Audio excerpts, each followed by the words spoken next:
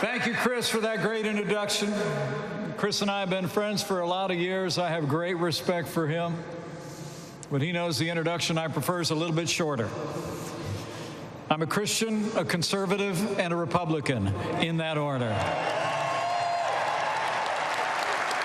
And as Vice President of the United States, it's my great honor to be back home again in Indiana with so many freedom-loving Americans at the annual meeting of the National Rifle Association. Welcome to the Hoosier State. It really is great to be here with so many friends. Chris and Ollie North and Wayne LaPierre, and really with some outstanding leaders that we respect greatly and admire every day, like Governor Eric Holcomb of Indiana, Governor Matt Bevin of Kentucky, and so many distinguished members of the United States Congress, including the House Minority Whip, the courageous Steve Scalise. Friends of mine, it's especially great to be here with another friend, a great champion of freedom who I can tell you personally gets up every day and fights to keep the promises that he made to all the American people. I can't wait to join you to welcome the 45th President of the United States of America, President Donald Trump, back to the Hoosier State.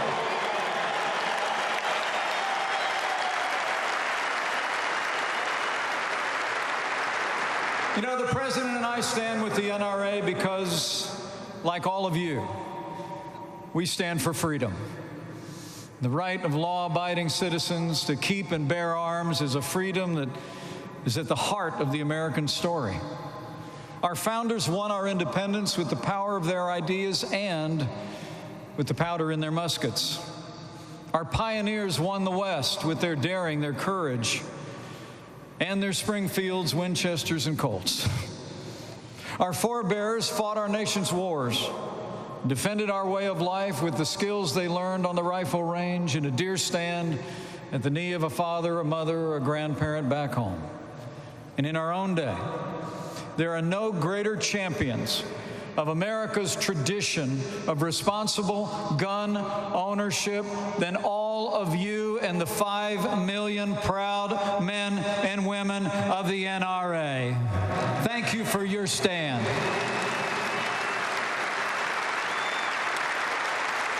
And I'm here today to tell you, we're with you. President Trump and I are with the NRA today and tomorrow and always, because the National Rifle Association stands for freedom. Nowhere is this ongoing struggle for freedom more visible every day than in the struggle to defend the Second Amendment. Firearms in the hands of law-abiding citizens don't threaten our families, they protect our families.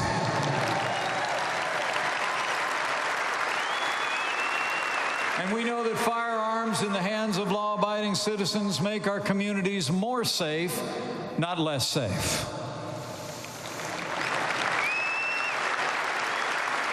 You know, at this podium nearly 2 decades ago, Charlton Heston said those famous words, and I quote, "I'll give you my gun when you pry it from my cold, dead hands." Well, I'll make you a promise. Under this president and this vice president, no one is taking your guns.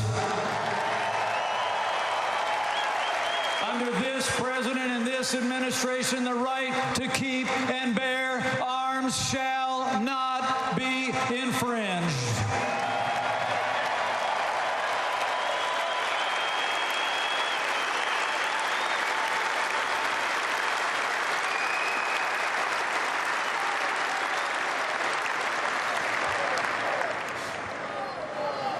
The truth is, from the first day of this administration, President Trump has been fighting for freedom, and you all know that.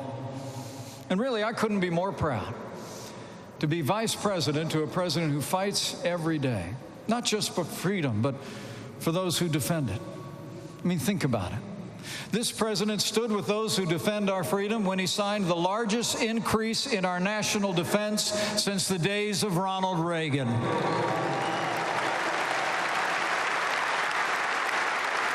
Thanks to the president's leadership, we're once again giving our soldiers, sailors, airmen, Marines, and Coast Guard the resources and the support they need to accomplish their mission and come home safe.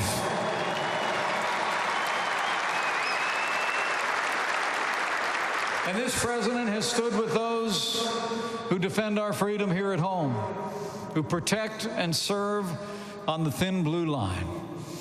And under President Trump's leadership, we're giving all the men and women of law enforcement at every level the resources and the respect that they deserve every single day as they protect our families.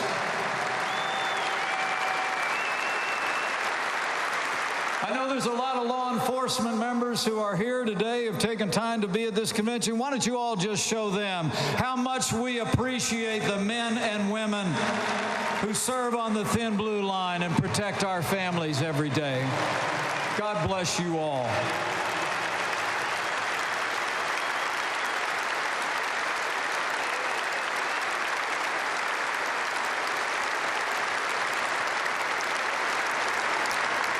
And this president has stood for freedom in the army as well. President Trump has already cut more federal red tape in the last 2 years than any president in American history. We've unleashed American energy, and President Trump signed the largest tax cuts and tax reform in American history. And the results are in. Businesses large and small have created 5.5 million new jobs. More Americans are working than ever before. And it was just reported this morning, the American economy grew by 3.2% in the first quarter of 2019.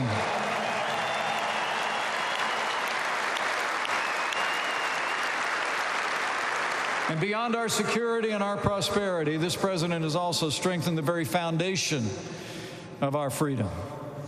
At this point, President Trump has already appointed to our federal courts more principled conservatives in the last 2 years than any president in American history. And they are all conservatives who will uphold the God-given liberties enshrined in our Constitution, like the freedom of speech, the freedom of religion, and the right to keep and bear arms. It's an incredible group. But despite the fact that this president has faced unprecedented opposition, obstruction, and resistance, I believe that when this president's story is written, when he finishes his term in office, 6 years from now,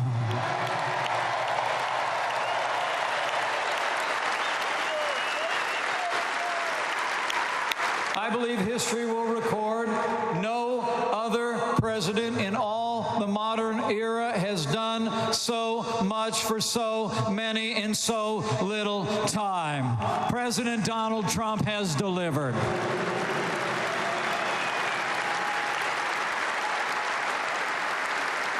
So under the president's leadership here at home and around the world, America's winning again.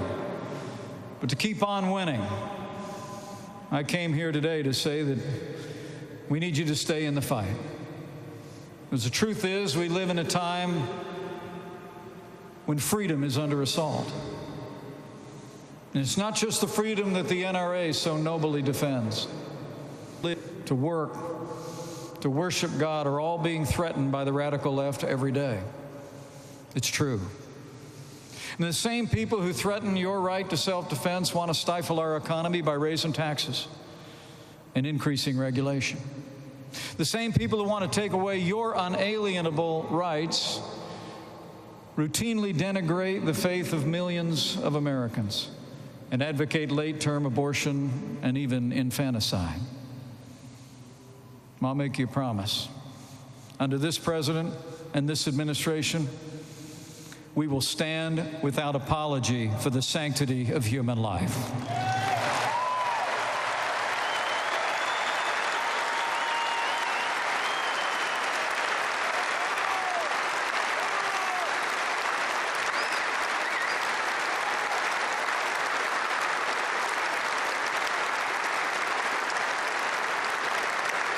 that our freedom is under assault every day in other ways.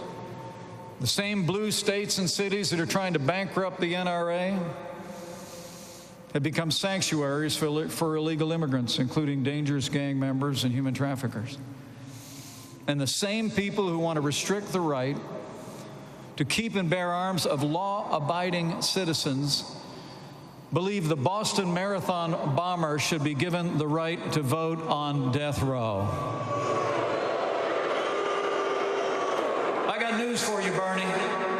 Not on our watch.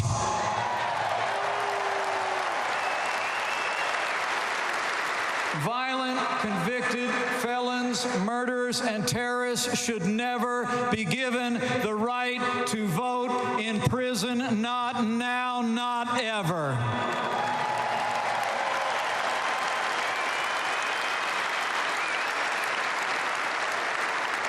You know, I heard the other day that another vice president actually said that we're in a battle for the soul of our nation. And for once, I agree with him. But not for the reason he thinks. We are in a battle. We're in a battle for the soul of America, but it's a battle between liberty and tyranny. As the president has said before, it's a battle between independence and government control. And ultimately, it's a battle between freedom.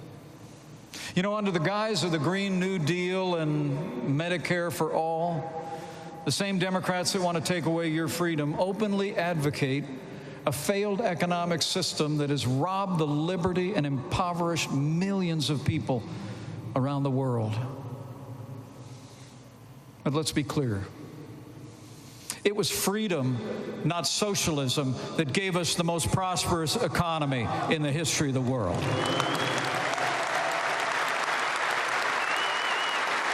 It was freedom, not socialism, that ended slavery, won 2 world wars, and stands today as a beacon of hope for all the world.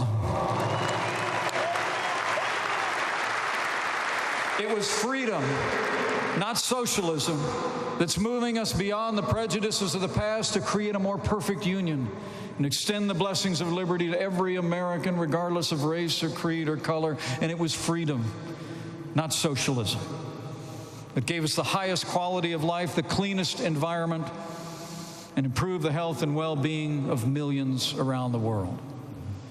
You know what Medicare for all really means is quality health care for none. And the only thing green about the so-called Green New Deal is how much green it's going to cost all of us if they ever sign it into law. You know, Margaret Thatcher probably said it best. The trouble with socialism is you eventually run out of other people's money. So I say from my heart to all of you, freedom-loving Americans gathered here, the moment America becomes a socialist country is the moment America ceases to be America. And as President Trump said in his State of the Union address, so we must say with one voice, America will never be a socialist country.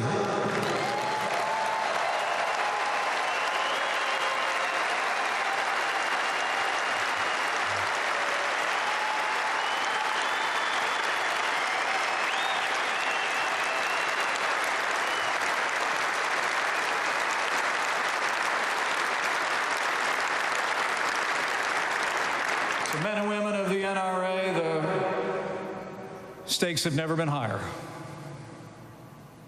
The choice has never been clearer. It won't be enough just to win the next election. We've got to win the next generation. And this is our challenge. It won't be easy, but it never has been. Thomas Paine explained during the American founding that the battle for freedom is always arduous. As he said, quote, the harder the conflict, the more glorious the triumph. And then Thomas Paine added, what we obtain too cheap, we esteem too lightly, and that heaven knows how to put a price upon its good, and it would be strange indeed if so celestial an article as freedom should not be highly rated.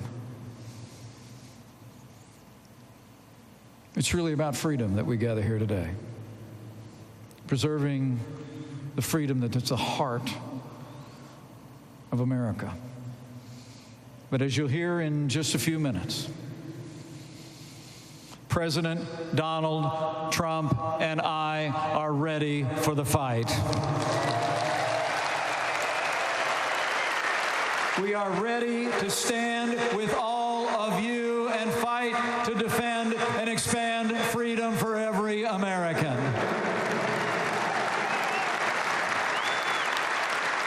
But we can't do it alone. So keep doing your part. Talk to your neighbors and friends and tell them what we've been able to accomplish over the last 2 years. And tell them about the challenges that we face. And tell them what the opposition offers.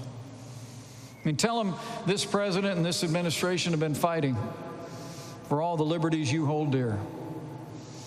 Tell them we're setting things right in Washington, D.C. Tell them we're draining the swamp, because we are. And tell them the forgotten men and women of America are forgotten no more, because it's the God's honest truth. Go tell them. So thank you for the opportunity to be with you today. Thank you for coming here to the Hoosier State, giving me a chance to be home. You know, it's amazing for me to think about the journey my wife and I have been on. 5 years ago, when I was governor of the state of Indiana, I stood at this podium in that role. And I have to tell you, for this small town boy from southern Indiana, grandson of an Irish immigrant, it's hard to describe how humbling it is to have the privilege. So I want to thank you for the honor of serving as your vice president. And I want to thank you for your support.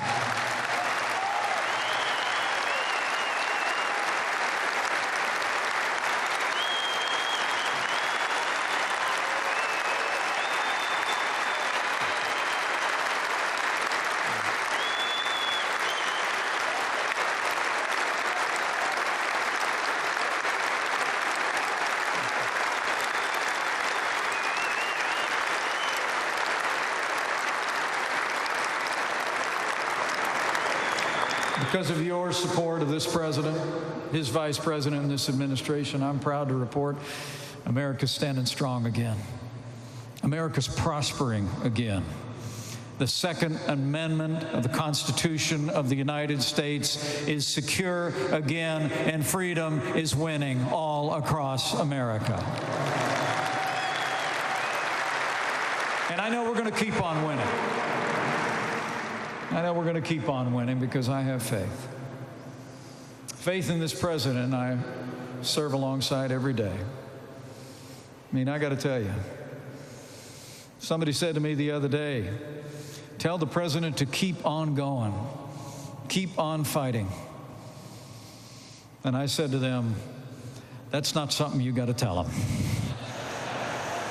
You know, as we say here in the Hoosier State, all the reverse is stripped out of that pickup truck. It is straight ahead, straight forward. He's bringing the energy, the leadership, and the fight for the American people. And I promise you, we're going to do it every day in the next 2 years. So I got faith in my friend.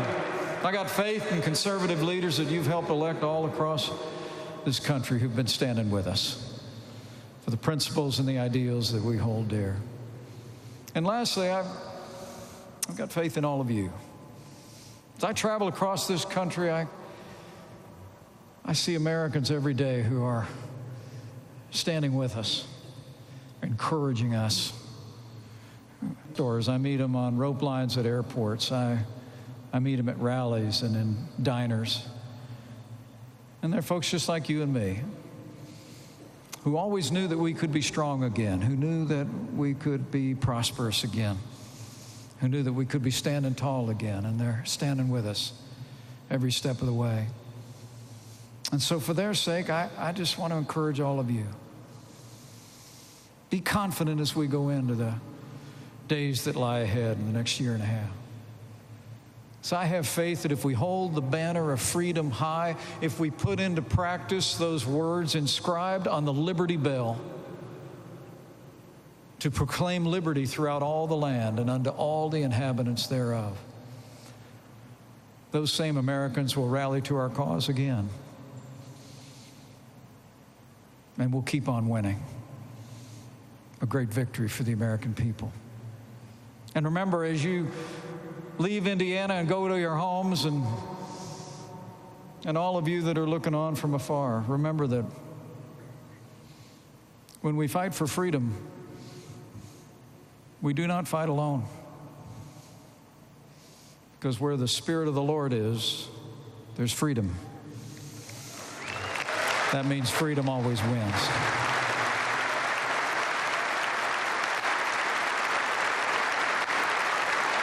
So thank you for the honor. Thank you for the honor of addressing you today. Thank you for the stand that you've made, the stand that each one of you take. We're proud to stand with you. And I truly do believe that with your continued support, with President Donald Trump in the White House for 4 more years,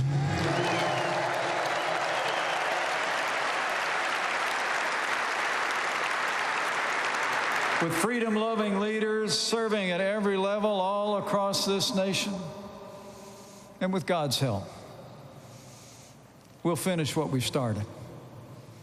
We will make America safe again.